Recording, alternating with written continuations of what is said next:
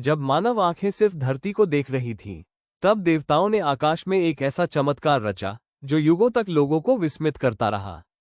एक दिव्य रथ जो प्रकाश की गति से भी आगे उड़ सकता था। ये था पुष्पक विमान, देवताओं का चमत्कार और मानवता का रहस्य। सबसे प्राचीन उल्लेख वाल्मीकि रामायण में मिलता है। देवताओं ने एक ऐसा दिव्य यान रचा जो सौंदर्य में कमल और शक्ति में वज्र जैसा था। इसका पहला स्वामी कुबेर, धन और यक्षों के देवता। कुबेर के हाथों ये यान स्वर्ग के आशीर्वाद की तरह चमकता था। लंका का राजकुमार रावण तप और विद्या से पूर्ण कुबेर के पुष्पक को छीन लेता है। अहंकार की छाया में ये दिव्य रथ उड़ता है, वनों और नदियों के ऊपर से धरती पर भय और आश्चर्य फैला देता है। रावण ने इसी दिव्य विमान से सीता का हरण किया। आकाश और पृथ्वी दोनों दहशत में डूब गए। वनों की पत्तियां थरथराईं, पक्षी डर से चिल्लाए।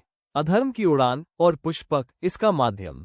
युद्ध समाप्त हुआ, रावण मरा, विभीषण ने पुष्पक राम को सौंपा और दिव्यता वापस लौटी। पुष्पक अब धर्म की सेवा में उड़ने लगा और फिर शुरू हुई सबसे पवित्र उड़ान।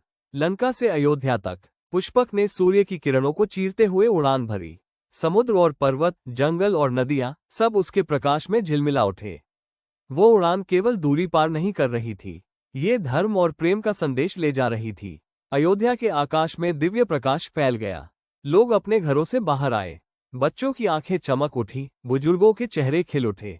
पुष्पक ने धीरे धीरे प्रणाम किया और श्रीराम के आगमन का स्वागत किया। अयोध्या में राज्याभिषेक के बाद श्रीराम ने पुष्पक को उसके वास्तविक स्वामी कुबेर को लौटा दिया। पुष्पक धीरे धीरे आकाश में उठता गया, उसके चारों ओर सुनहरी रोशनी फैल गई और उसके गायब होते ही आकाश ने कह दिया, धर्म की विजय शाश्वत है। पुष्पक केवल उड़नयान नहीं था, ये प्रतीक था रावण के अहंकार का, राम के धर्म और प्रेम का और मानवता के उद्धार का। इसने हमें सिखाया, शक्ति और तकनीक का उद्देश्य केवल धर्म और कल्याण होना चाहिए।